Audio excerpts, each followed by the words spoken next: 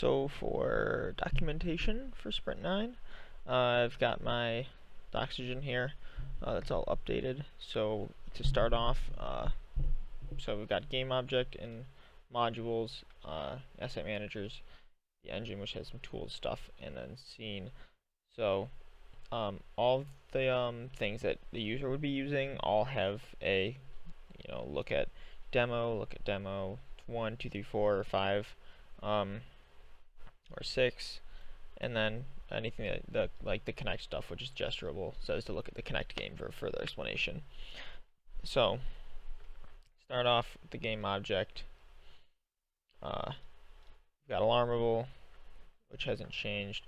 Self-explanatory, it says to look at the demo for further explanation on like how to set it up with like viewing a full game object setup with this kind of stuff. So all my demos have that, inputable, updatable, all that jazz. Same goes for asset managers. Pretty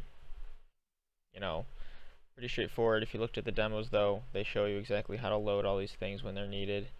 But these all have demo code. Everything in here is demo code that the user would need to use.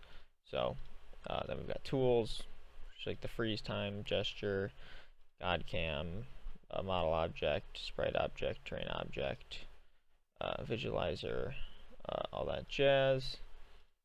The game has like the get time in seconds, set window name, all those things.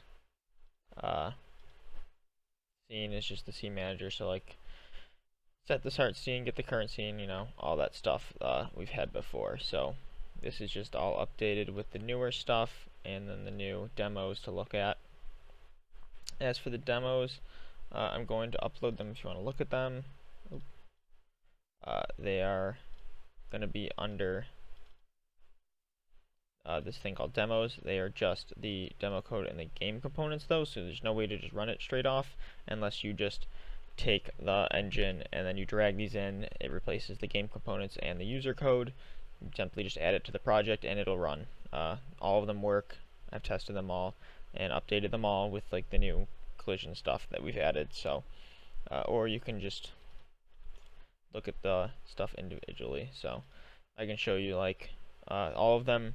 To start, you look at the demo scene.h and it tells you exactly what will be explained in the demo with some information on what to look at, and then there's comments everywhere that tell you like what's been explained before and what you should look back at, and things like that throughout the entire demos. So all that's set up and they'll be there for you to look at.